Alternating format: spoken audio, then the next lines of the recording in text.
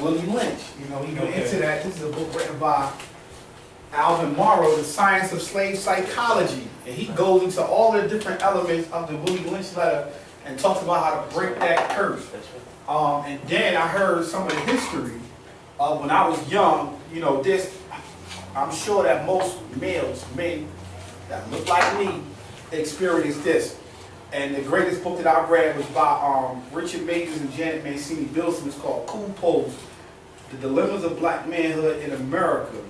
And it was spoken about how, you know, we put on this illusory imagery for our own safety, or as a delegate into a character of strength in an environment that we apparently are vulnerable in.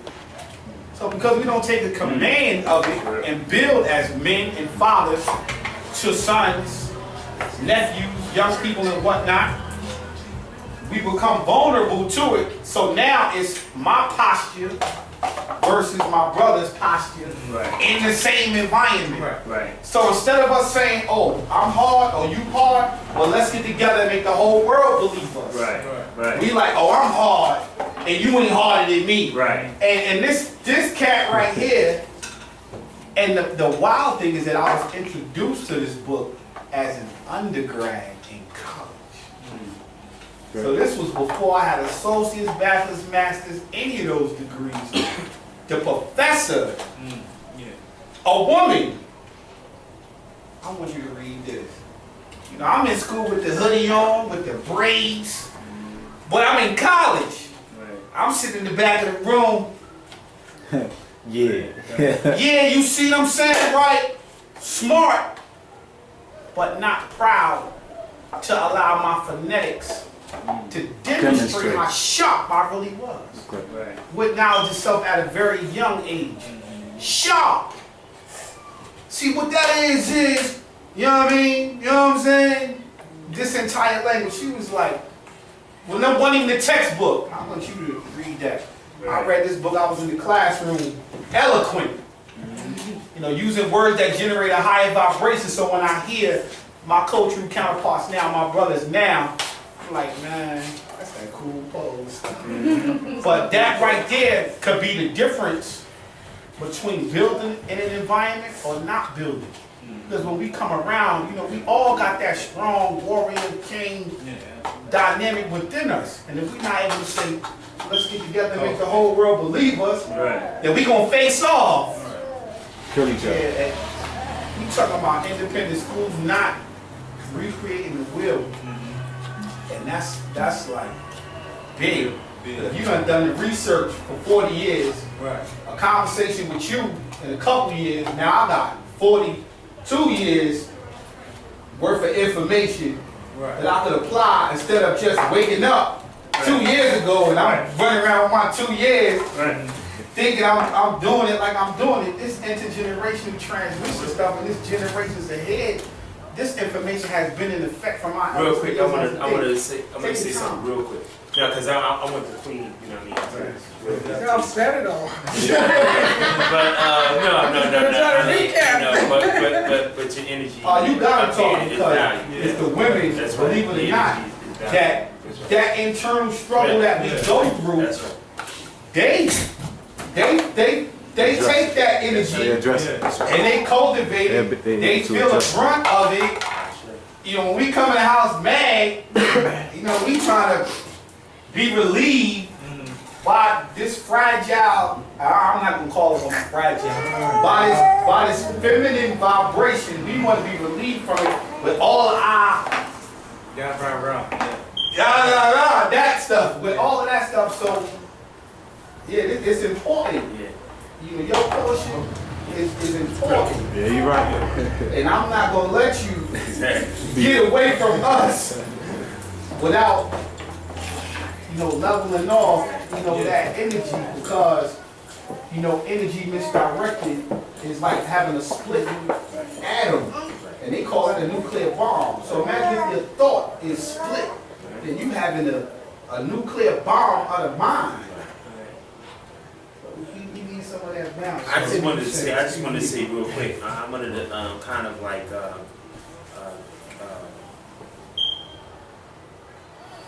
go to where Brother Eric was talking about the whole idea that in organizations and various different groups, you know, we try to talk and build amongst one another, and the whole idea and point of it is really get outside and really get to people and teach them, you know, as well as, you know, creating bridges. You know what I'm saying? In this business that we're in, and I just take this adage from a film, one of my favorite films, Hooping. You know, in this business that we're in, you know, a wise man told me once, you know what I'm saying, in order to be able to survive in this business, you have to make alliance. And we have to make alliances along the lines. Minister Khalid Abdul Muhammad, Dr. Khalid taught the whole idea that there's a 5, 10, and 85 in everything. In every walk of life, in every organization. He said that, he taught the whole idea that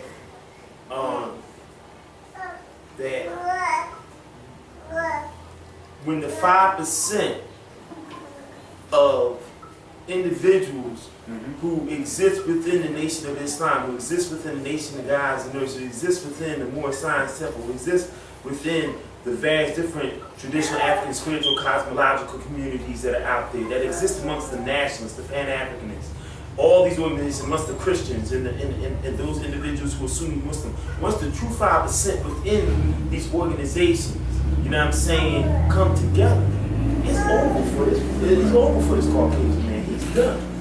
He's done. And the whole idea is that we have to come together and bring this thing together. You know what I mean? Like, you know, Mr. Collins said that those who know better are supposed to show better. You know what I'm saying? And we say that we know better, we have to show better in our ways and actions. It's not just, you know, the verbiage, it's not just the rhetoric, it's not just the dogma of what it is that we know. You got to show it. You have to show it. You have to, as we like to say in the Nation of God, you got to show and prove who and what you are. You know what I mean? Lip service and talk is not enough. You got to show it on a daily basis, 24 hours a day, 7 days a week, 365 days a year. You have to work for the long stretch of time, like the Honorable Mr. Louis Farrakhan has worked over 60 years of his life to do. You know what I mean? I want to be in that same vein of having worked my entire life for the goal of complete liberation and sovereignty of our people. One thing I forgot to add on, and going right in what you said, like you cited the book 7 Habits of Highly Effective People. One of those habits is to begin with the end in mind. That's right. The main thing about the benefit that we have of the type of organized entities that all of us are coming from, with the Moorish Science Temple of America, the Nation of Islam, they weren't set up for us to be dogmatic as the people we're trying to free. You know, and the people we're trying to free are trapped in the religious guise of Islam, Christianity, and what have you. The aspect of you being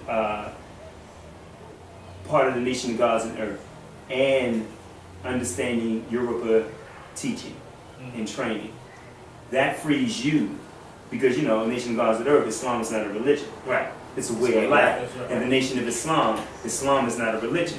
It's a way of life. The reason why people get so hot under the collar when our entities, the 3 entities here, you know what I mean, represent Islam in the manner that we do, and traditionalists, dogmatic Muslims get hot under the collar, is because it don't look like the Islam that they were taught about. And they're dogmatic. Because getting to the aspect of God is present, the Honorable Elijah Muhammad teaches that we're out of the time of the prophets. That's right. We're in the time of God. This is the time of God. So the presence, the way that these entities represent Islam, it represents Islam as God. You know, we're out of the time of prophets. You know, the introduction of Islam given to us by Prophet Muhammad is one expression. You know, it got us from 1400 years ago to today with the Holy And he Quran. was the seal of the Yeah, all praise to Allah. Yeah, we got the book now. After Now, in this modern context, what does being of God look like? It looks different. And even in terms of what we got to do in this Western Hemisphere, it's like the strategy of God coming through the more science simple, the strategy of the Most High God. That's right. Coming through the more science simple of America, coming through the nation of gods and earth, coming through the nation of Islam, is to actually begin with the end in mind. What is the end result? All the books teach of the establishment of the kingdom of God, the establishment of God's way and the removal of the devil's way on the earth. So everything that we do, we have to understand that we're links in the chain. That the end is not going to look like a bunch of temples, a bunch of mosques, a bunch of ciphers. You know what I mean? These ciphers and these temples and these mosques are temporal, provisional, you know what I mean, organizations that will bring about the establishment of God's way on the planet. So in everything that we do, we got to keep that in mind. We got to begin right now with the end in mind. Everything that we're doing, what is it going to look like in the end? And what role do I play to bring that in the result? So, And just a point, like you made a very excellent point when you were talking about not reinventing the wheel, and when you spoke onto the experiences. And there's a book called Outlays, right? And the Outlays talks about, you know, when you look at certain hockey players or people who were millionaires, and you look at the time that they were born in, and the amount of hours that they spent doing a particular thing. 10,000 hours? Yeah, 10,000 hours makes you an expert of a particular thing. You know, so that's an excellent point. You know, and a point that you had made about the seal. And this is the time of what you said, the God's return. What we're taught is that we don't know what ancient spirit that we are. Right. You know, and the way that they teach about, the way that dogmatic Islam teaches about the seal, they like the seal was to cut something off, and it's never it carries on. And this is what our brother Jesus, when he was dealing with his disciples, and he was standing around, and one of his disciples asked, "Thou the Christ?" See, because that term Christ, or that expression of Christ, or Mahdi, if you will, it has always existed. It will always exist, and 9 times out of 10, it existed among our people. Now, you know, the Europeans, they look at George Washington as being a prophet. That's right. You know, and I talked to an individual who was, you know, saying that they were into consciousness, and I was trying to convey that message to him and said, you know, look, they look at George Washington as being a prophet, you know, and this is how we see some of our, you know, our great figureheads that came, you know, to us. We honor and revere them as prophets, you know, and some of them came before their time, you know, and we don't, like you said, we don't have to, you know, reinvent the wheel. We just need to study and pick up on their energy. Like a comet leaves a trail, you know, and that's what we have to do. We just have to pick up on that energy. Yeah, say, through the ages, trace themselves back, and thus they know. That's right. That's right.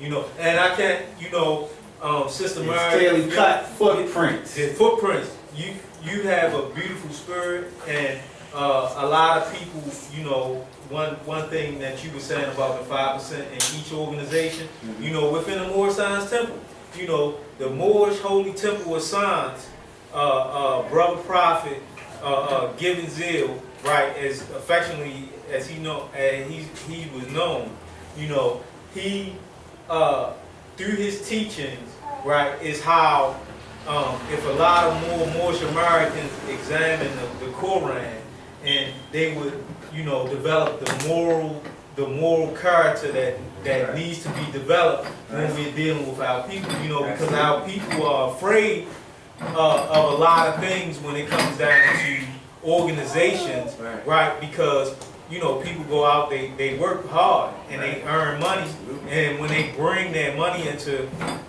certain organizations, you know, you have to have moral leaders that they're gonna do the right things with carrying out the mission, you know, because somewhere in the Holy Bible it says, or in Piscean record, it says, "Would a man rob God?" In this instance, you know, man needed God he can see, you know, because you can't see the entity that created us all. Right. So when the Bible is expressing, "Will a man rob God?" he's asking, "Will a man rob the people?" Right. And you know, when I look at that, you know, so a lot of the things, you know, I'm honored to be here, you know, because a lot of the things that's being said is what the people are looking for. And you know, Sister Mary, you know, the spirit that you have is a beautiful spirit, you know, and when you talk about Newark, New Jersey, and you know where coming from New Jersey, it just, you know, brought some things in mind. And you know, they say signs and symbols are for men and women of understanding. Right. And when I saw the red turban, because I'm familiar with, you know, Brother Prophet, I highly honor you and respect and would love to hear from you as well. Yeah. Well, before you start, just quick two observations. One, when we're talking about two things. Okay. Finance and language. Okay. Okay. That's the observation I'm making here. Okay. I'm not going to expand on it. Okay. Because it's... Okay. Stand up over here. I gave honor already. I'm not going to honor again, but I am happy to be here. Again, my name is Sister Mary Bey. What's the W for? I might sound a little uppity, but the W is for wise, girly, witty, wonderful woman. Praise the Lord. That's who I am. Praise the Lord. That's right. That's right. That's what that W for. What I bring to the table is, as the brother said, the balance. Because I think from slavery up to now, we've been abused, male and female, and damaged psychologically in such a way that we don't stand for what we should. Therefore, we'll go for anything that we can as a people. And the mistrust is there, way back from slavery, like the Bible said, old and ancient hatreds. Dealing with millennials, that's the biggest barrier I see today. The light doesn't like the dark says I'm true and you're not. You know, they say hurry up and say, well, you're a mulatto. Well, we're the descendants of Adam and Eve. What do you mean mulatto? Can't be such a thing. All of us are descendants of Adam and Eve. You can't have a mulatto. That's right. You know, prophet said, what is the shade of this? Olive. Yeah, that's right. Olive comes in every shade, from white as that, white light to the coal, light to the darkest of the dark, green coal, black, hot black, as they call it, and all the shades in between, red, all the shades in between. So if we stick to our teachings, that's right. As the prophet brought them to us, he said, we are descendants of who? The ancient Moabites. That's before Canaanite Moabite union, that's before Lot and the daughters union, that's before all of that. We're descendants of ancient Moabite. So that cuts off all of that misogyny and all the other things that they like to try to throw in our work into our base. We don't need it. As you said, we don't need to reinvent the wheel. I agree. I think that there are excellent, you've already come up with it. And we can go to the European, because he's done excellent literature on us also. He's made a curve, because he wants to put himself in there higher than us. Back to the mulatto, true blood thing. That's right. All right, that's fine. I still say we can take his book with our understanding and our combined teaming parts and take out the part that doesn't belong. That's right. Teach that same set of education. That's right. And give it back to our neighborhood. That's right. And say, now, he can't dispute you because it's his. You just took the part out that didn't belong there. That's right. Absolutely. It's his, so he can't dispute you, he wrote it. That's right. Good teaching, I like that. We're not gonna try to put our names on a bunch of books, because he'll just refute it. That's right. He's gonna take it. There are publishers out here that are willing to publish whatever for the dollar.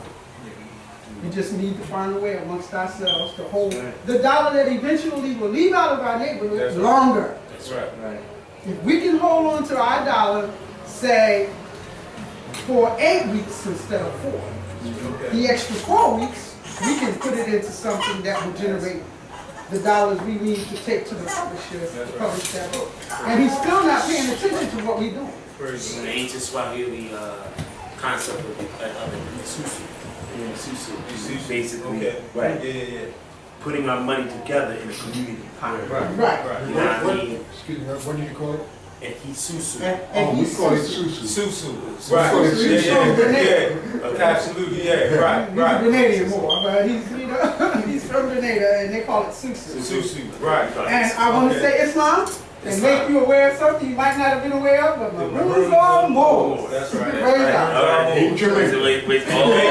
It's all connected. Yes. Can't get away from us because who are we? We're the descendants of the ancient Moabites. That's right. We're the mothers and fathers of what? The human families, Asiatics and Muslims. That's right. All of us. That's right. And he's going to do anything he can to keep us separate. Absolutely. Because he knows if we ever come back together, as that mighty more, he's past trouble. That's right. He will be thought out of what? Existence. That's right. Never to what? Come back again. We won't need him evermore because we will have overcome all of those shortcomings that he taught.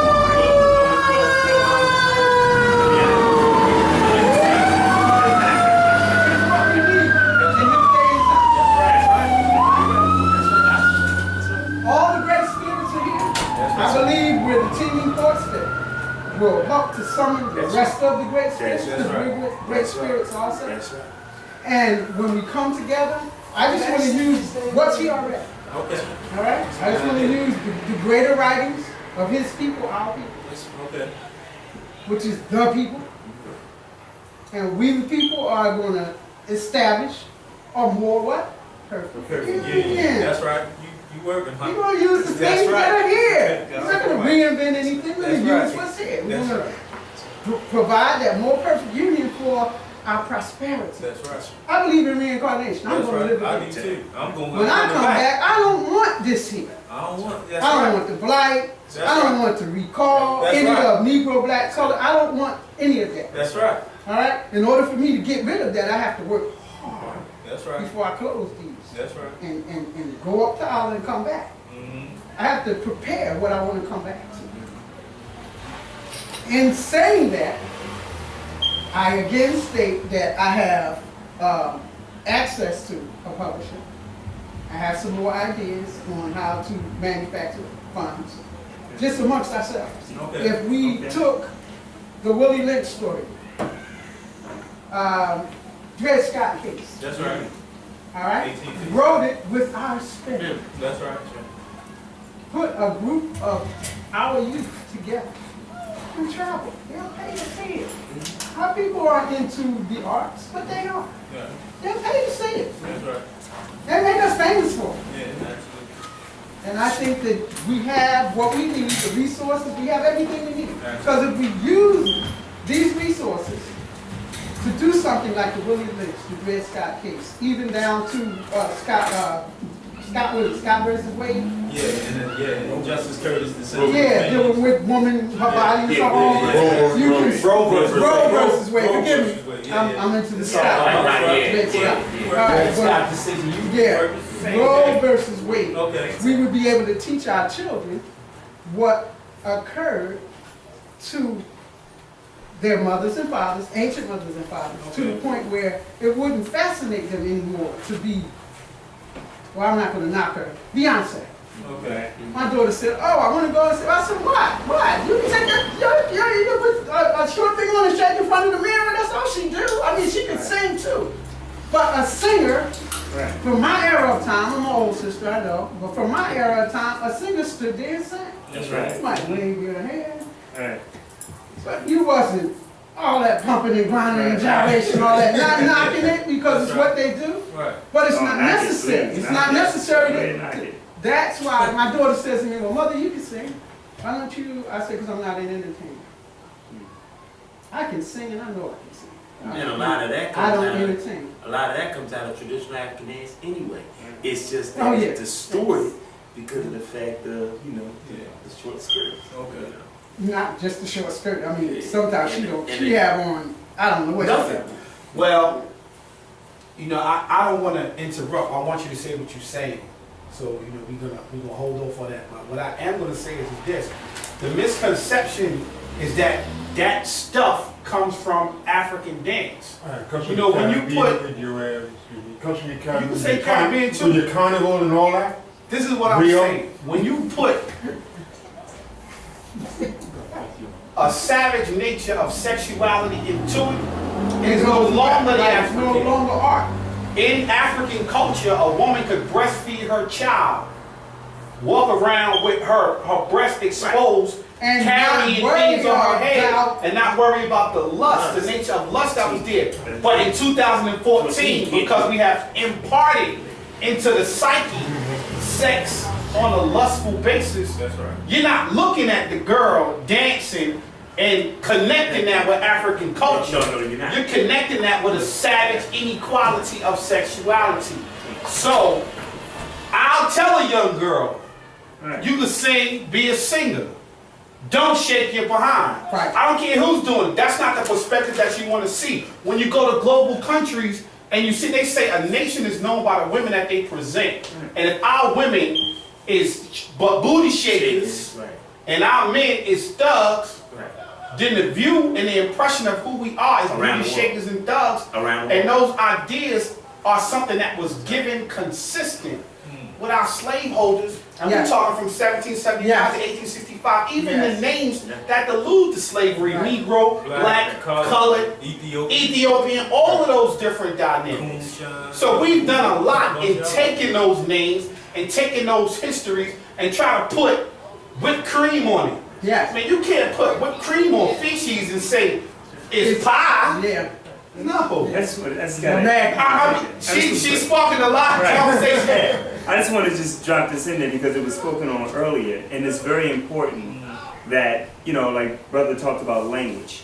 Most of the things that keep us from being able to build is language and context. Because you can't take context away from language. Right.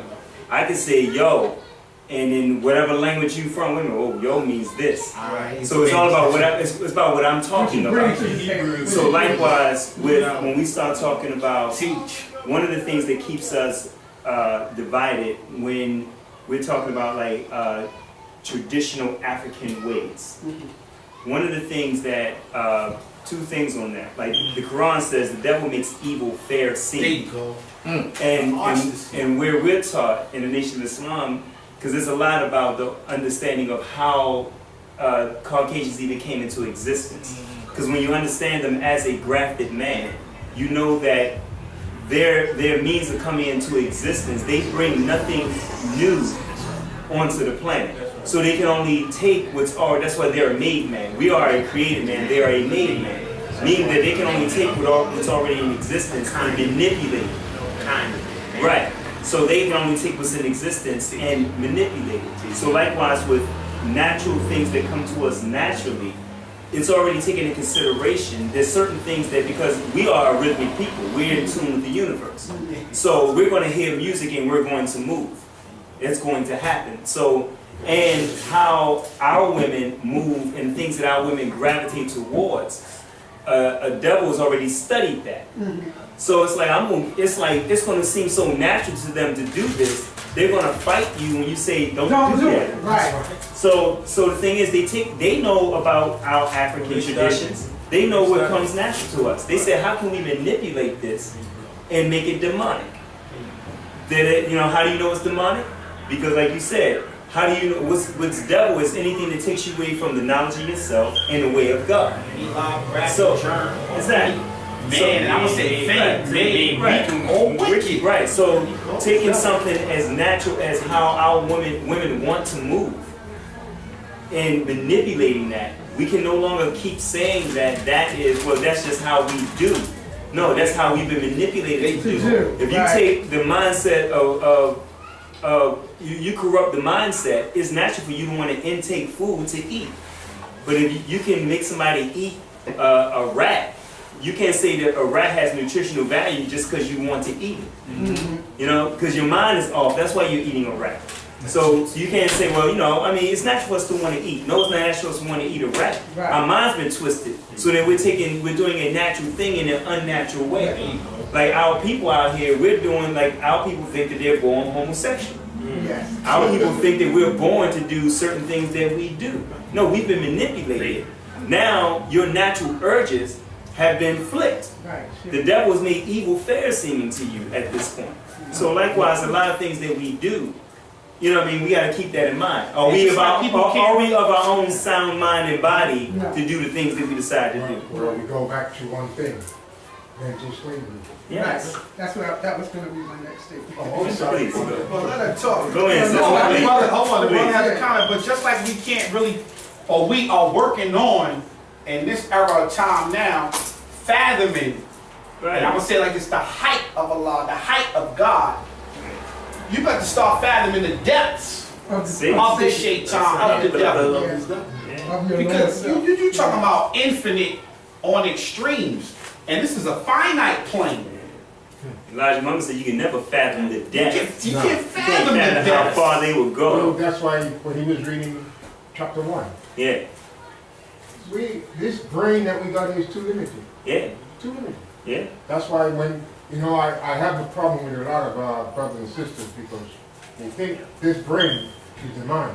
Right. And they try to No. Good teaching. when you try to tell people the brain and the mind is too limited, The mind is infinite. they will argue with you to the ground. Yeah. And then you got to say to them, look, your brain is nothing, and I'll show you. And you demonstrate to them with a little pen. Huh? Illusion. Right. A quick illusion. Exactly. Right. Trick your brain. As I tell people all the time, the brain is nothing but the storehouse. Yeah. The mind is so vast. Whoa, My God, my goodness. I mean, you'll never ever conceive. It's about, nowadays I've got the opportunity when I'm talking to them to use something that they can understand. A computer. Good point. We had another quick comment from his brother. It was everything else I put together. Basically, I was going off of, let me go to first. Sorry, order. If I'm talking about language, it makes sense because I'm reading in this place. I know a lot to you, my good brother.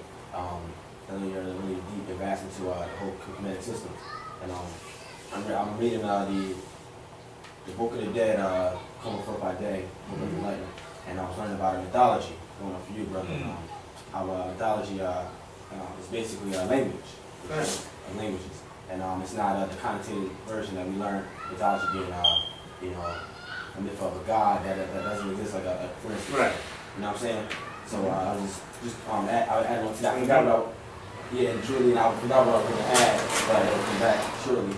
And then the whole thing of homosexuality and its influence upon our people. I was learning something from this guy in Washington, D.C. You might have saw it. It's like a video, I think it's called. Can't think of it right now. But he was talking about how the Greek pedophilia was the influence on it. That was about it. They had whole islands, you're right. They had whole islands. They made imps. Tell you about Sodom and Gomorrah. They cut their beautiful organs off, the young boys, and held them, and they would run through the woods at night naked. And if somebody whispered to them, they would run that way and rape them. So this was a what do you call it? Like we go and play slots. Right. Yeah. They paid money for their fantasy island back then. Yeah. I was talking a little while back about knights, about the whole concept of knights. Right. So why they call them knights was because at months at a time during the so-called medieval periods in history, that they would be encased in this state for months, days, weeks, upon end. And the only time they could get the chance to, you know, relax or whatever was at night. So they would take their armor off and everything of that nature. And because they had been away from home and away from their women for so long, they would begin to look at one another. Check this So out. that's how the whole term nights came about. Let me show you something.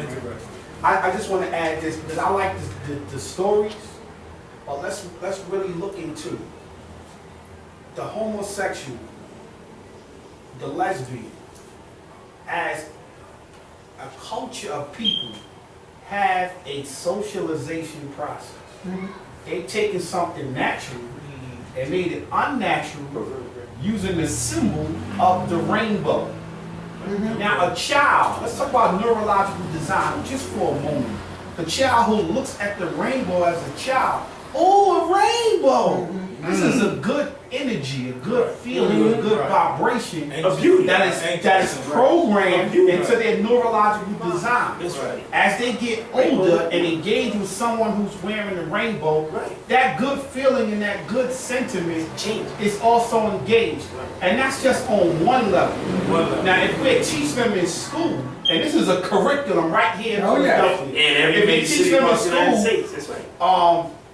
Rebecca has 2 dads, or Charlie has 2 moms. Before the young child has learned, the young girl, I want to be a wife before a mother. The young boy, I want to be a husband before a father. He's learning to understand and identify with gender roles. See, this is a sociological design. Right. So they have a socialization process. Right. What I've learned from that is this. As a people, right, when we engage our socialization process, then it plays out with young people. We talking about intergenerational transmission. So what are the roles? Right. Little girl, be someone's wife before you're someone's baby's mother. There's a discipline that comes with that kind of a socialization process. Instill that. These little girls talking about my boyfriend and my girlfriend, and they being 5, 6, 7 years old. Little boy, be someone's husband before you're someone's baby father. So let's develop the role of the king and the queen as it is and what it looks like. So I learned from that, even at the smaller ages, what should they be seeing? They should be seeing the man and the woman being able to communicate and resolve differences. Our young people, they see the argument, they see the separation.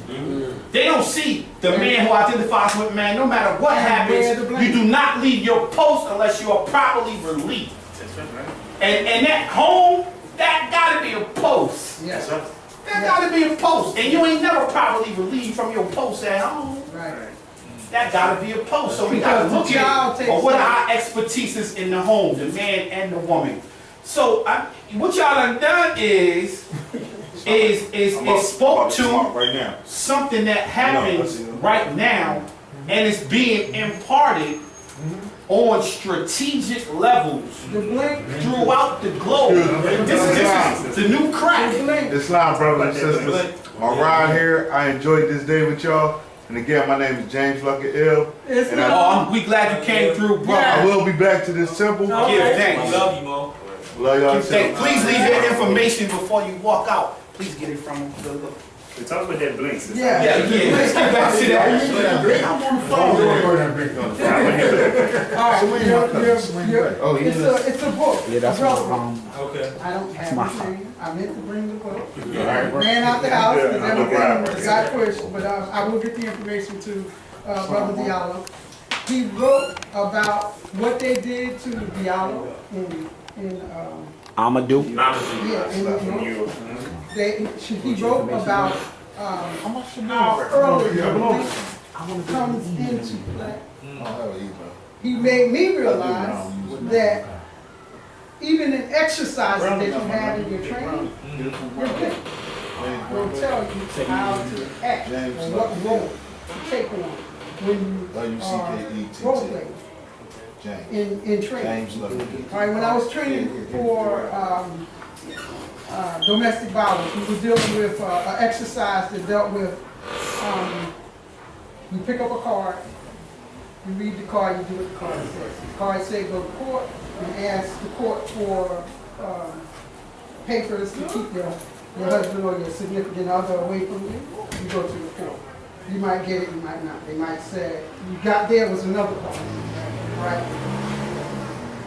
My card dealt with, I was in a wheelchair from my husband, who I didn't have sense enough to know didn't love me if he caused me to end up in a wheelchair. Right. All right? So I didn't have any one to depend on besides my 4 children who were young. I'm trying to protect in a wheelchair to keep, because when he couldn't beat me anymore, now he's coming after the children. So I ended up, long story short, I ended up dead. We had to go to the funeral place and light a candle. It was only 2 there, so it was only me and the teacher that ended up with that outcome. Right.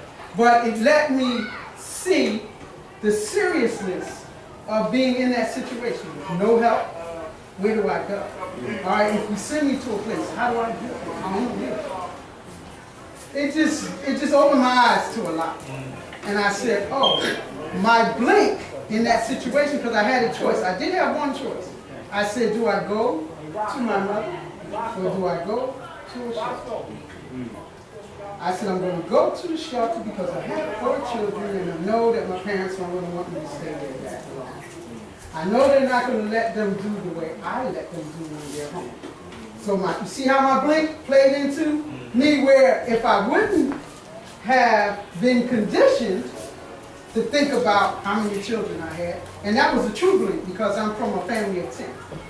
And my mother left when I was 5. And my father, somebody in the street being nuisance, well, I guess they thought they was helping. It was 6 girls and 4 boys. All right, man can't take care of all them girls. Called the social services on us. Took us to court. My father said, he was crying. I never saw my father cry.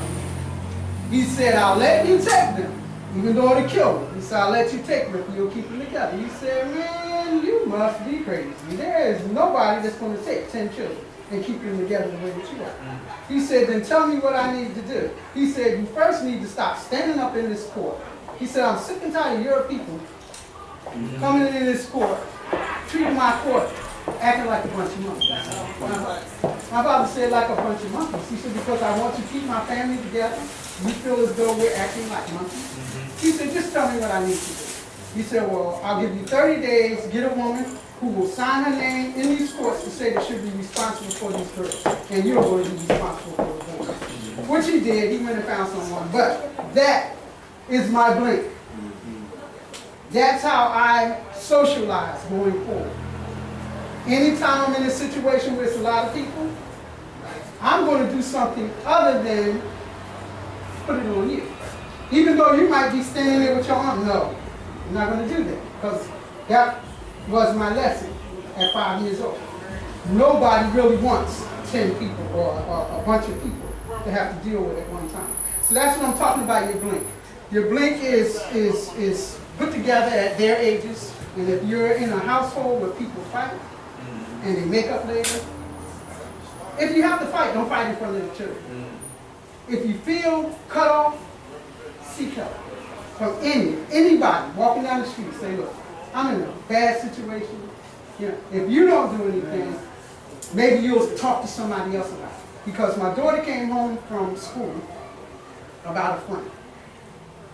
I still feel bad about this girl. I never found out who she was. The girl was raped, gang raped, in the car in her neighborhood by the guys in the neighborhood. 18th Street, 18th Avenue, over around where I live at in New York. And I said, well, I'm a domestic violence. Give me her address. I'm going to her house. We'll take the police to her and find out who did this. She said, no, her older sister doesn't want to pursue it. I said, she doesn't want to pursue it. She said, no. She said, well, mother, you have to understand. Let me tell you the whole story. The mother died. The older sister was trying to take care of the younger sister. She's underage herself, 16. or just barely making it. And they didn't want to be separated. Well, that part I could understand. I said, so all I can tell you then is don't go around her house. Because no, it won't go that way this year. So don't go around that house. But then I had to think of the complexion of the neighborhood. Did she give her sister as a willing sacrifice so that the gang will protect them? You understand what I'm saying? The blink. The blink is so serious. Did she, did was her sister willing to suffer this tyranny? Just so they could say they have a family, somebody they could call family? We're in a desperate state of mind right now. Oh, yeah. Anytime a young sister, because if she was 16, imagine how old her sister was to the boy's rape. We're in a desperate situation right now.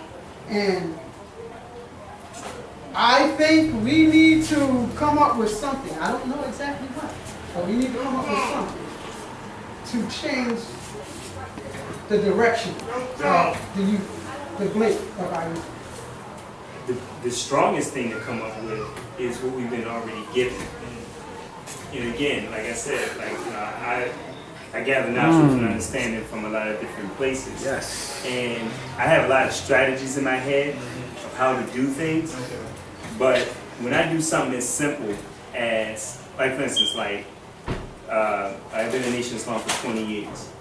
Certain things that we've already been doing in the Nation of Islam, just doing it boldly. Like every day, like at least 5, if not 6 days out of the week, I'm at the corner of 52nd and Market, selling the Final Call newspaper. Now again, that's something I did when I came in the Nation when I was 21, 22, whatever. Now I'm 42, I'm about to be 43. So let me go out here in 52nd and Market and sell papers and talk to the people. And I realized the effect of doing what we've already been given. All of us come from a history where we're part of organizations that have literally changed culture. Yeah, that's right. Changed culture. You're coming from a 100-year institution. Right. Even making the institution more palatable and available to the masses of the people. We've already come from age traditions. The nation of God's in earth, going amongst the people, like the Father said, and just teach the babies. That methodology of going to the youth and starting to build. Most people that I know that consider themselves God body and part of the nation of God's on earth, they don't do that. Wow. They don't do that. Every time, when I'm in Baltimore, I know some gods, in Baltimore. One from Philadelphia, True Asiatic. Yeah, is the first God that I met. Yeah, True. When me and True, back in Sandtown, Winchester, when I met him, I said, let's go build with the baby. He said, brother, it's not that simple. You just don't go. I said, let's go. I walk up to dudes on the street. Peace. What's up, brother? You know the black man is God? I said, what? Then we started a conversation. And by the end of that conversation, they wanted to know more about what we were talking about.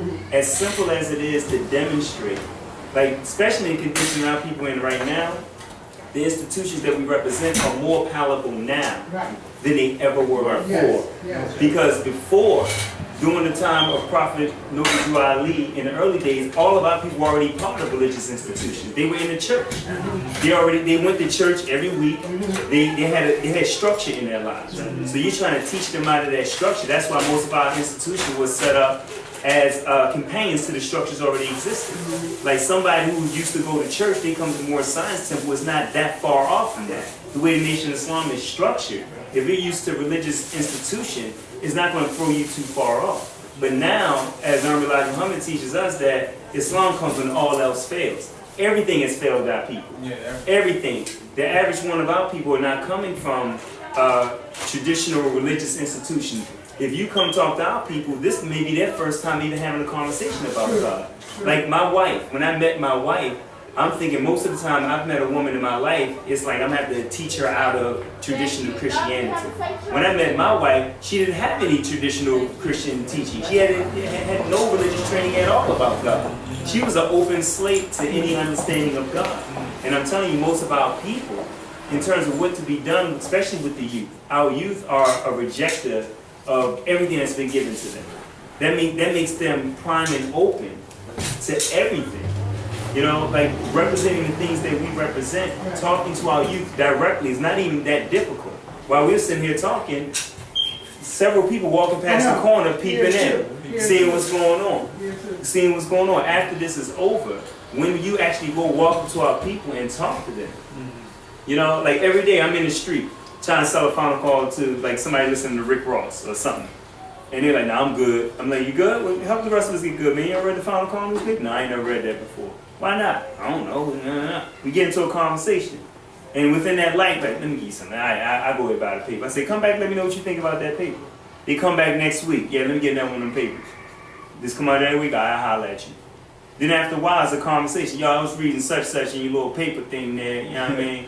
I hear what you're saying. I feel you. You know, so it's a stage. Like a neighborhood gazette or something. But also, so the bottom line is, most of it is our fear of representing what we already know to be true to the masses about people. But I also,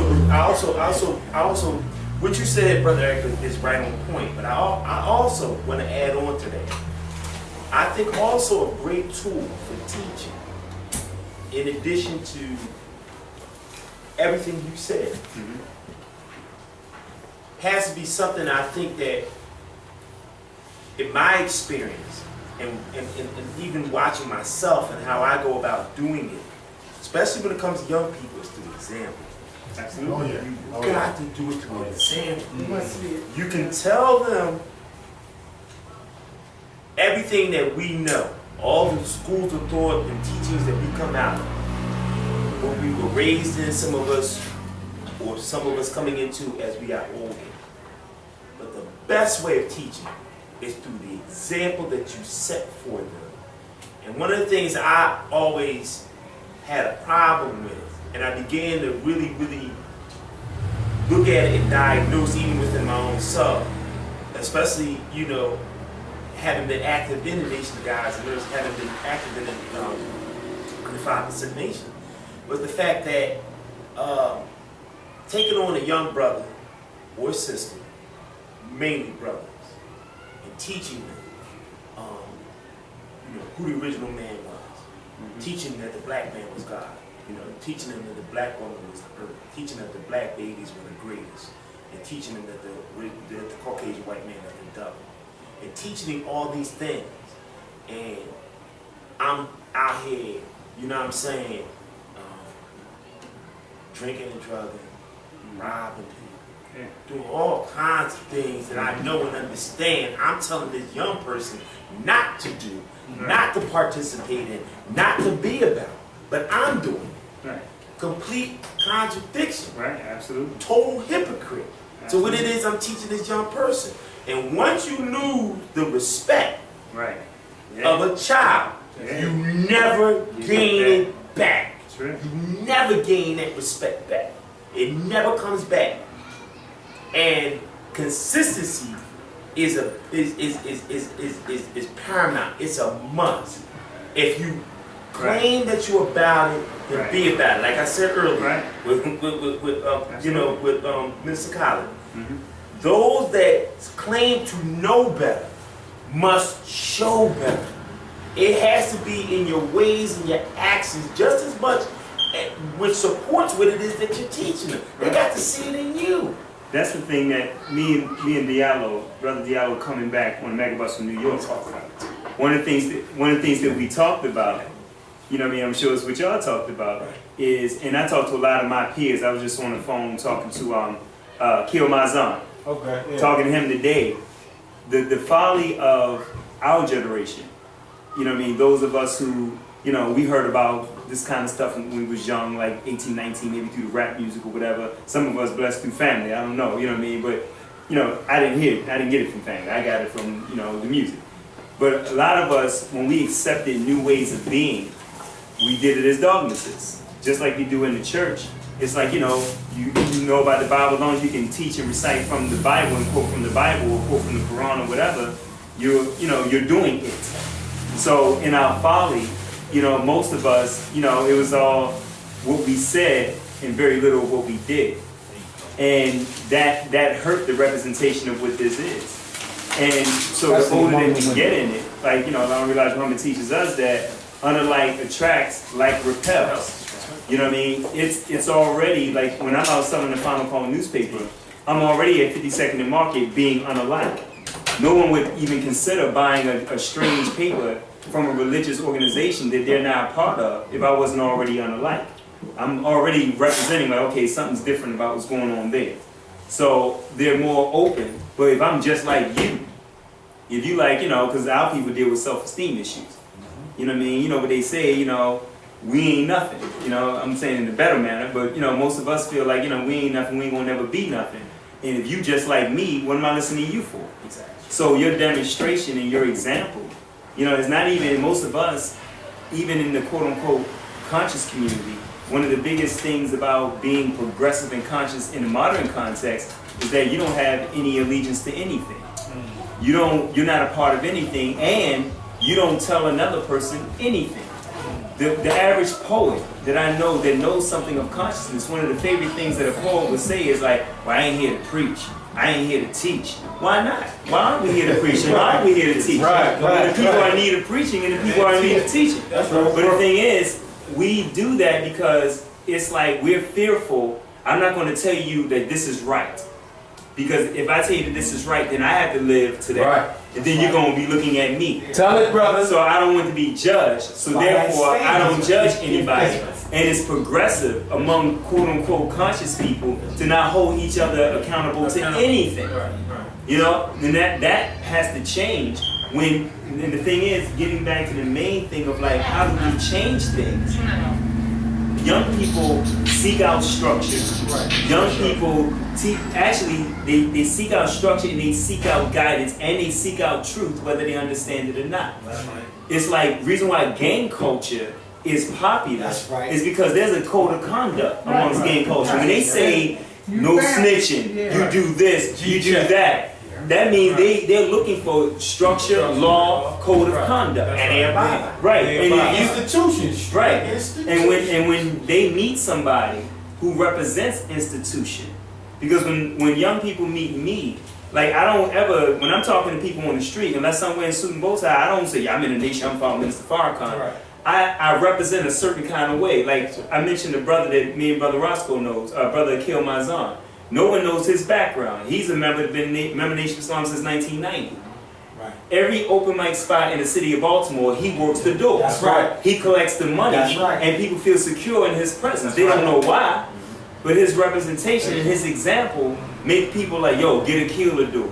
That's right. And if Akil say, yo, that brother didn't pay or this happened, that's right. His word is bomb. That's right. His word is bomb. You know what I mean? Everyone knows that about him. They don't know his background. They don't know his training. That's right. So the thing is, his example, when he represents an institution, without mentioning the institution that he represents, his example is that strong. So when he starts giving guidance to people, the people respond. Yeah. So the thing is, not only do we got to be bold enough to say the truth that we know, we got to be bold enough to struggle to live the truth that we know. And it's a struggle. Ain't nobody 100% of the things that we represent. Right. But even in that attempt, you know, most of us, again, part of the Willie Lynch thing, we impart knowledge as if we are superior. And the people pull a card on that. Right. Now you act like you righteous. You say you God. You're black. Because you know what I mean? You God, right? Because you got to go slow with that. I'm slow with telling people, yeah, I'm God. I'm slow with that. Yeah. Because I know every aspect of my being is not representing that. My thing is, by nature, we're that. We've been there's a gulf between who we are born to be and where we actually are. I started a process, I'm telling you, I'm starting a process to get back to my original self. You should come along that journey with me. You know what I mean? This is where I'm at with it. You know what I mean? So if you see me not 100%, don't mean I ain't striving to be. You know what I'm saying? I'm in that role. You know what I mean? But you can't sit this far away from it and judge me. See, that's why I don't mess with y'all Muslims, because y'all be doing yada yada yada. Well, what you doing, bro? You know what I mean? So my whole point is represent the truth that we know in a bold manner. And even in that bold manner, it strengthens us to actually be the things that we say we're supposed to be. And keep that idea. You know, don't get to the point where, you know, you have an issue with yourself for not being able to uphold the standard. And we as soon as somebody check you on it, man, you not upholding the standard, now you drop the entire standard. No, you tell them I'm striving, and I'm gonna keep on going toward it. And one of these days, I'm gonna put down whatever it is. But maybe you walking with me and talking with me might help me do it. So don't condemn me for a distance of understanding of why you shouldn't participate. You go. One thing I've learned in all my experiences, our people, they know what is right, they know what is wrong. That's what they're afraid of. They're afraid. They're afraid to be afraid. Yes. Yeah. Do you That's real. understand that? That's real. They're afraid to be afraid. They don't know. 1, 2, 3, 4. You're teaching them. I've been trying to teach them. I had one brother, I'll give you an instance. I said what it is. He goes, oh, you working for the white man? I says, no, I'm working for Anthony. I says, I buy this, you buy this. He said, yeah, but isn't that a permit? I said, where do you live? He says, the United States. I said, isn't that a pyramid? How about that? He looked at me and goes, no. You show me how a pyramid works. Come on. He goes, well, you got someone down top. Who's on top? Who's the next one down? Who's the next one down? Where you at? Keep coming down. Keep coming down. Where are you? Yeah. I said, if you don't do something today, guess what? Tomorrow where you be? The same place I found you. Same like the proper code. You're right. But it's, you said organization, they appreciate organization. Yes, they do. But you gotta go to them right. Yes. I try to go to them sugar-free burger. That makes sense. You know? Because a lot of people suffer from diabetes. They can't drink sugar. So I saw. Now, another important point, like, for example, you know, me, myself, every time you see me, I'm not in the feds or what have you. You in the feds? Well, I'm in one. Yeah, but what I'm saying, the physical one. You know, and we have to go among places that other, you know, people who say that they're holier than thou, you know, or act as if, you know, we need to go among these places.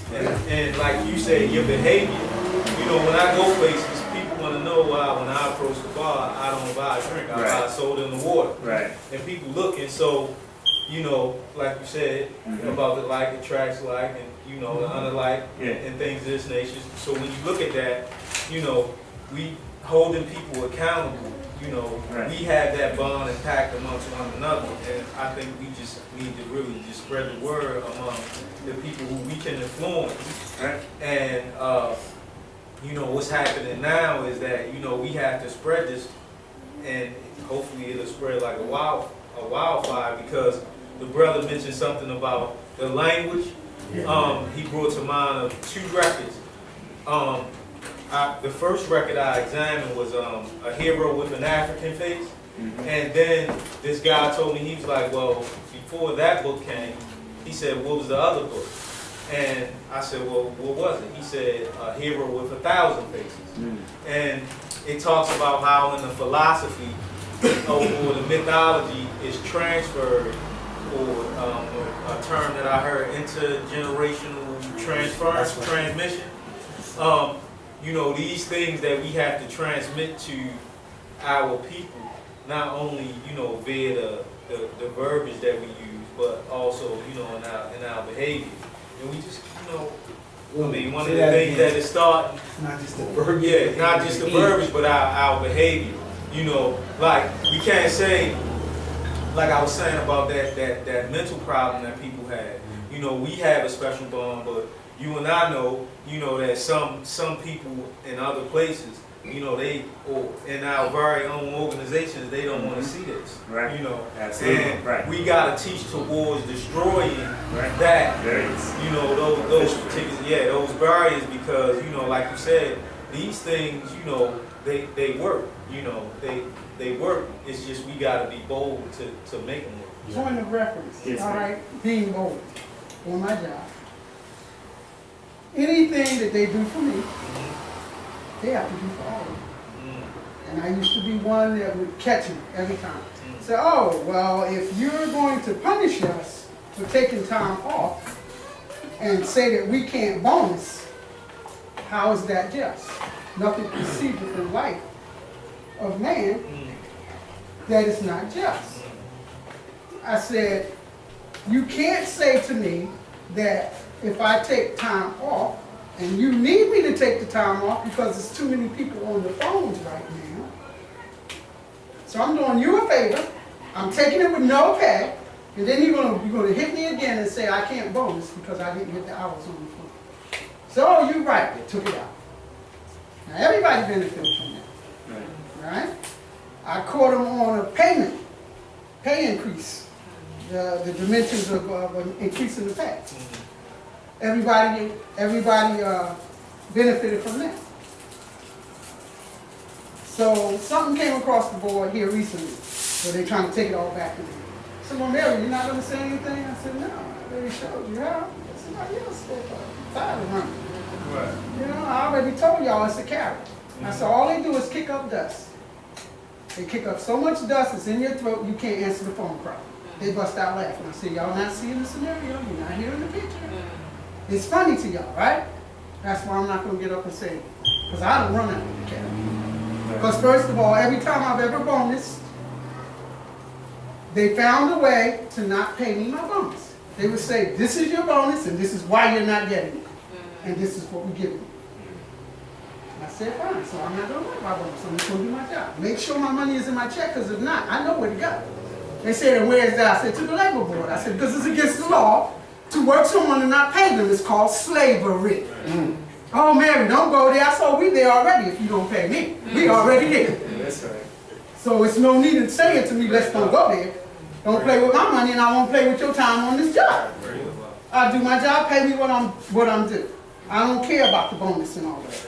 And I step back to say what you say, be what you are, be out there in the forefront, be the forerunner, and then they begin to be pretty going. So how do we get around that? Because I don't want to be their crutch. But see, that's the thing about it. It's like, you know, we got to lift as we climb. Wherein, you know, there's a lot of people that I've known over the years that, you know, I've become like a source of guidance or whatever. And, you know, after a while, just like with anybody that you train, even like your own children, after a while, you have to get out of the way and point them in a direction. Because the thing is, after a while, that's one of the reasons why every now and then I do represent, you know, the institution that I come from. Because I don't want people to have, because like a lot of times we, you know, our people, we're idol worshipers. You know, we like to pick certain people and be that's the one why I'm who I am. We like to go, you know, with Dr. Khalid Abdul Muhammad, Mr. Farrakhan, you know, and the thing about it, and Mr. Farrakhan chastises them. You should hear the things he says to the registered members of the Nation of Islam. And he gets on the registered members of the Nation of Islam of their character worship. Wherein it's not supposed, the Nation of Islam, it's not a charismatic organization with this leader and then all these minions. You know, his example is somebody who entered the Nation of Islam just like anybody else and discipline themselves according to the teaching and do the things that he's doing. So where's your thing? You know what I mean? Where's your godlike powers? You know, you don't, you know, just like in the work situation, you know, everybody like, tell him, Sister Mary, tell him Mary. That's right. No, after a while, no, you tell him that. That's what I said. You tell them that.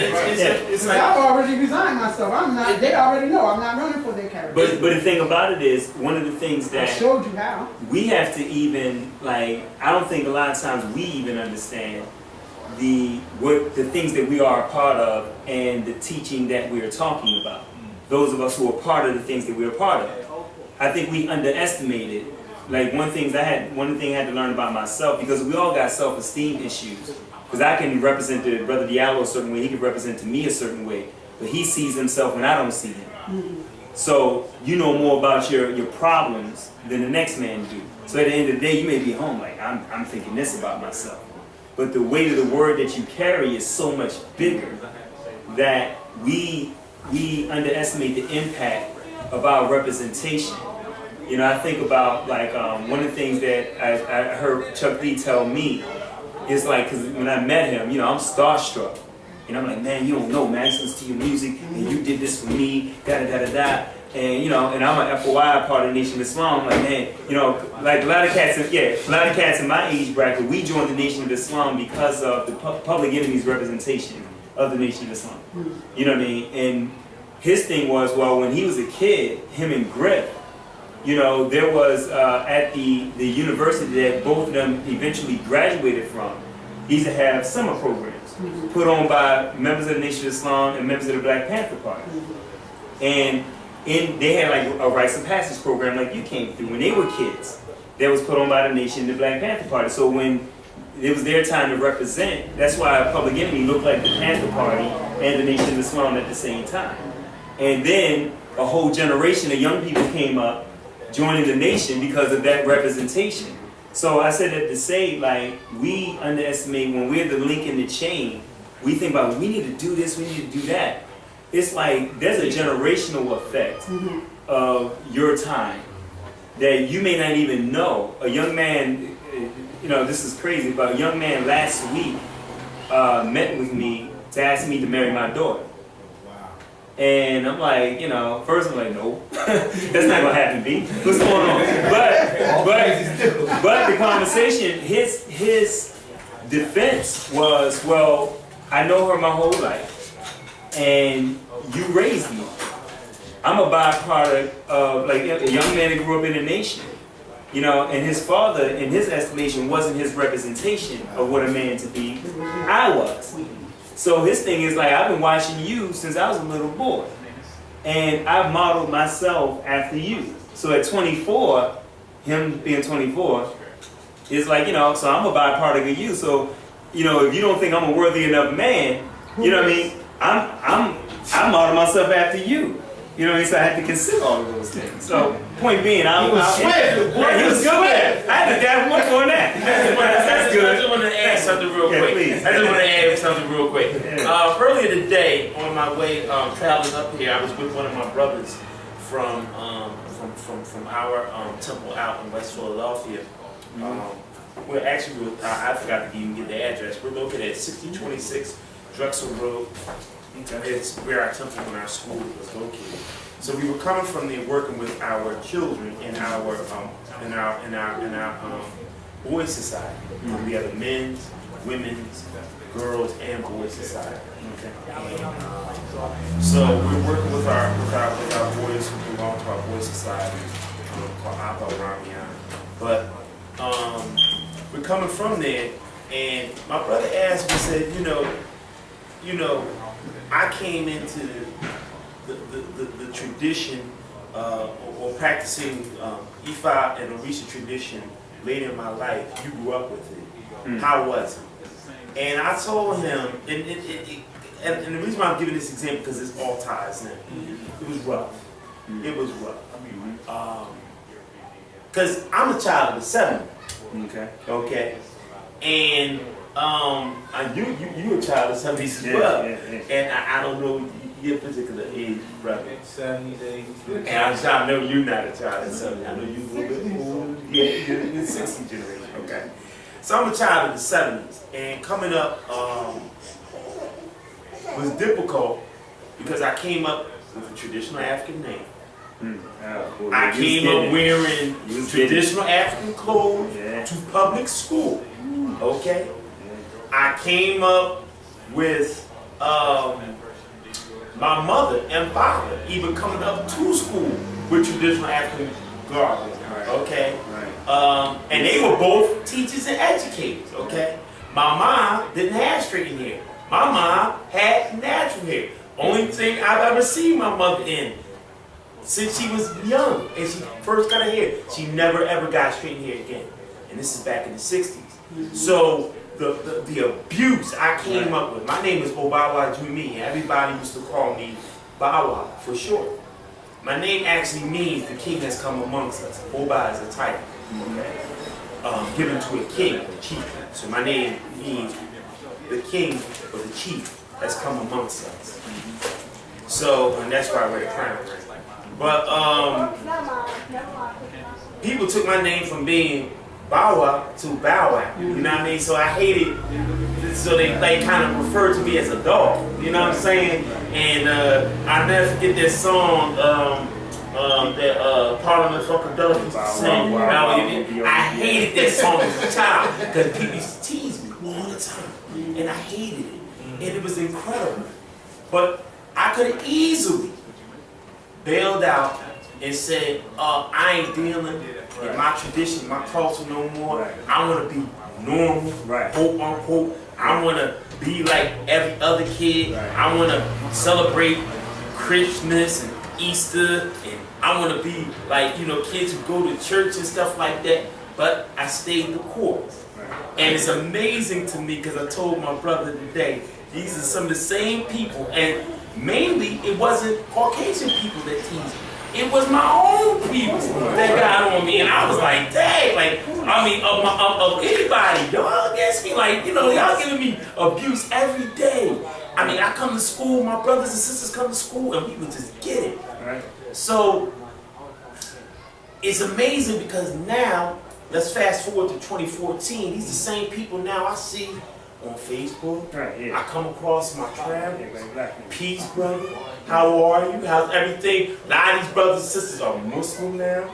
You know what I'm saying? A lot of these brothers and sisters are like, you know, man, you know, like, man, y'all family has always been on that African thing. Like, I gotta give it to y'all. Y'all are consistent. Like, you're getting props now for being who you are. Because this, it was, you really didn't have a choice because this is what your mother and your father brought you into. And I used to think that at one time my mother and my father was like trying to be like almost kind of mean by raising us the way that they did. You know what I'm saying? And I'm like, nah, it's a blessing in there. And now you see the blessing in it. And then people now I come across who don't even know me. And they ask me my name and I say my name is Obawajimi. And they're like, oh, that's a beautiful name. Oh, man, that is wonderful. When I used to get abused for it growing up as a child. And it's amazing to me. And it's all along the lines of what you're saying. It's about just the consistency. Just being who you are. And you don't necessarily find the jewel in it when you're young because you're going through hell. But that hell that you're going through, you know what I mean, that love, hell, right, you know, that fire you're going through is rough. You know what I mean? But you see the love at the beginning of it because it's going to make you right in the end. And it's the same people that say, yo, I want to know a little bit more about what you are into, your culture, your way of life and everything. Because I see that you're different, that you carry yourself a certain way. And sometimes I can wear European clothes. Sometimes I go garbed up and everything like that. You see me garbed. I mean, I'm in you know, full Bada and shoka toes, you know, and woos and my fila on and everything like that. And be who I am because I'm comfortable in my skin. I'm comfortable with the traditions and cultures of my ancestors, and I had no problem in conveying it, especially to young people, because some young people want to know. Some young people say, "Assalamu alaikum, brother," and you know I say, "Wa alaikum salam." Although I'm not necessarily practice the sunnah, but I understand where you're coming from, and peace be unto you, brother. This, that, and the third. But I'm into a tradition called Ifa, and they said, "Well, what's that?" And then I'll explain that to them, what the tradition is and everything. They're like, oh, okay, because they want to know and everything like that. But it's just about setting that example, being who you are, going through that hell that's going to make you right in the end. But you just got to go through it a little bit first. Yeah, I know that. I grew up, my birthday name is Diallo. Right, exactly. Yeah, right. So I'm with you on that. Right, I sing the song. And it was rough. Had a farm. Yeah. It was rough. And I became a vice general in my own God complex of righteousness, being willing to serve brothers who disrespected me. And that's what we for do. my natural name, like, what, man, your name Mark, that's man. What are you talking about? That's right. Man, you better respect the My parents had the worth and the value of giving me a name that means something. That's in right. combination, my name is Diallo Sali. In combination, it means God's righteousness. That's right. This is what I was birthed with. So I celebrate that because I see it was like, man, your parents gonna name you God's righteousness, and y'all gonna try to sing an old McDonald? I hit you in the mouth. But some people would say, some people even say this. Oh man, your mom named you that? I can't even pronounce that. Like, you know, and I take my be time like in class, like, you know, substitute teachers. I mean, and they would butcher my name, and the kids would laugh because they knew exactly what they were talking about. You know what I mean? Oh, that's him. You know what I mean? Why would your mom and them name you that? Like, couldn't they give you like another name, like Mark, John, or Chris, or, you know, Tony? And I'm like, wow. But what did you say that was key? Internalizing that abuse. Right. This is what the sisters talk about. Right. Internalizing. So we have this self-imposed abuse going on, or even from how I was saying it, they're willing to inflict it. So we became two people of opposite sides of the coin. First you have the, I'm ashamed of my African heritage or my original man dynamics. And then you have the, man, I'm so in tune with it that I'm a rule with the word of truth with an iron fist. And now we both here imposing either the fear or the fearlessness among a population, 85% of the people who confused and need our information and need our input so they can go from being Mark to Mel Kwan. You know, go from being Eric to Eric X to Eric Muhammad. Like all these different processes. Go from being Melvin to Melvin Valines Bay. Mary, what you say? Wisdom, well, wonderful. To even go from Obawa Junior Inca to see truth. And still, but and maintain. Now I see the truth. That's right. But my birth name is Obawa. When I met the God and I said, man, my name I'm born God Allah. For me, it was, this is what I bring into existence. This is what I live. I already got it right. His name. That's what all I said. Right. So I took the supreme alphabet. So I bring that into existence. That's right. So the transition, you know, wasn't that far, but to be 13 and 14 and have parents say, you're going to learn it through this structure, and have a brother say, man, he got all them lessons right here. And I'm talking to my dad when he was on the planet at 15. Oh, but that's the such and such in the 140. That's a such and such. And he like, man, it's a lot you need to learn. And he started giving me different books to slow down the process. And I say all of that to say this, we develop complexes, you know, psychological complexes, even in the nature of truth. Well, now we done got some little bit of light and we looking at our brothers and sisters with a different kind of command. Like the brother said, we become detached with our truth as if we talking to them. And we talking to ourselves because that aspect is there. This is why that before crack, after crack generation is so important. That late 80s, 90s baby. Because we had the parental structure in the 60s and some parts of the 70s. Then you had that crack generation. The parents. But you know what with that? I mean, my thing is this, man. Like I think we always take the strategy and design of the Most High out of a lot of these analysis. Because when you look at like certain generations, like talking to the babies now, you know, because I have my stepson, like he's 15. I had him since he's 11. And it's been so easy to teach him the wisdom that I had because he had a clean slate.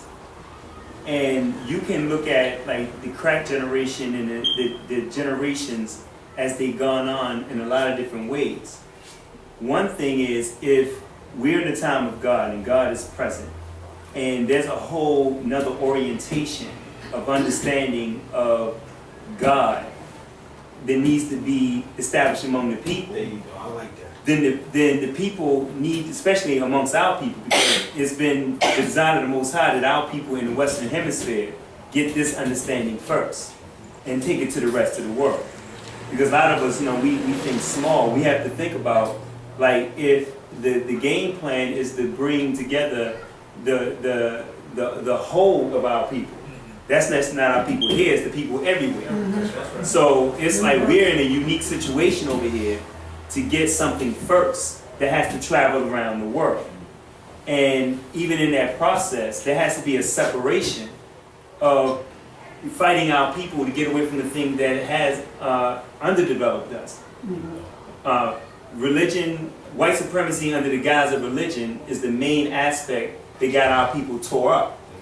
You know what I mean? So to break our people's love and admiration of a white Jesus, you know, that's one of the biggest things that we've ever had to do with our people.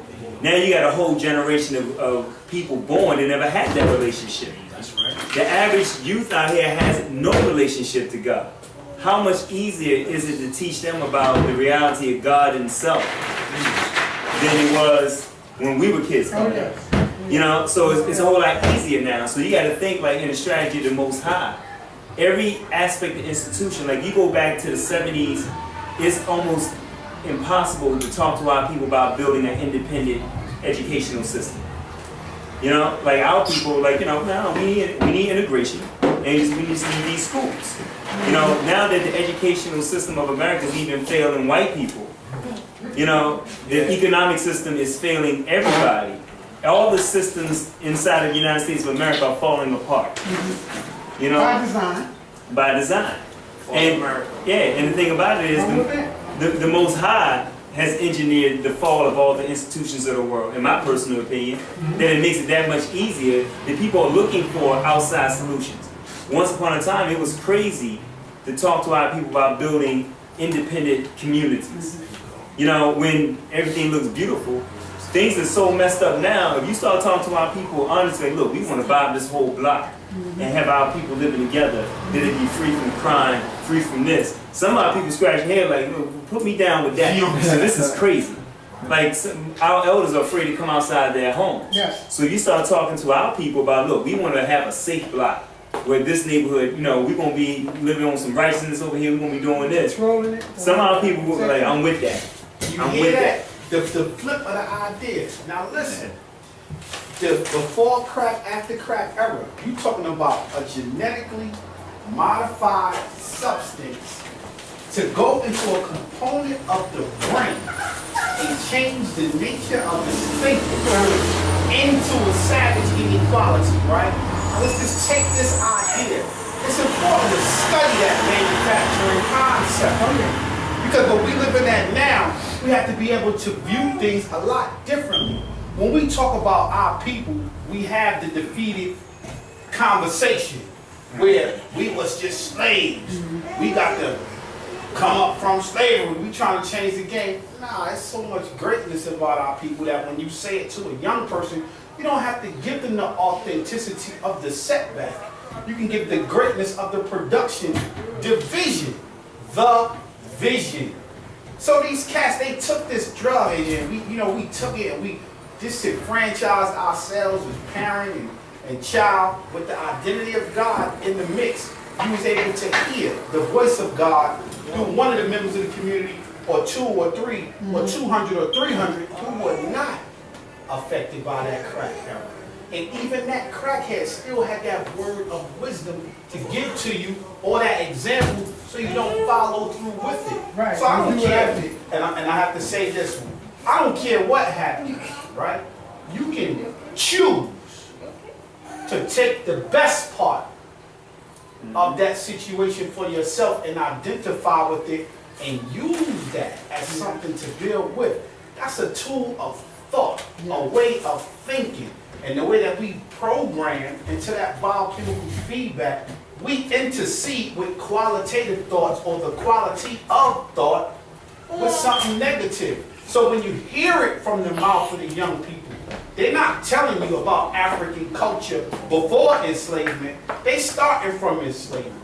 When you hear it from an elder, they going to Africa and they going so back into the universe that it's not seeming as if it's relevant now. Now, when you bring those ideas and conversation together and you say, yeah, Elder, you absolutely right, man. We was great even before Africa. We were. And then you bring the youthful ideas, man, we was great in Africa. We were. Then you bring the American ideas, man, we embarked on institutions right here in America. We have. We are. Then it's a different lineage in information and in history that a young person has to pick up on. That we giving a young person what we saying, you know, you can build it yourself. You ain't got to complain about it. We don't even have to have these roundtable discussions talking about what the issues is and what the problem is, because you live in the solution. And the young person will be birthed, and you'll be talking about, and then you know, you come from a slave people, and the young person be going, what? What? Where did you get that from?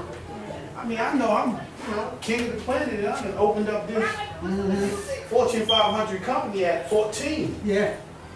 But when we give the history, we've given them so much of the bad vibration and the bad energy and the hard stuff that they're not getting the wealth of the information that we really have. The enslavement process and all of this couple hundred years of conditioning is like this much on the timeline of who we really are.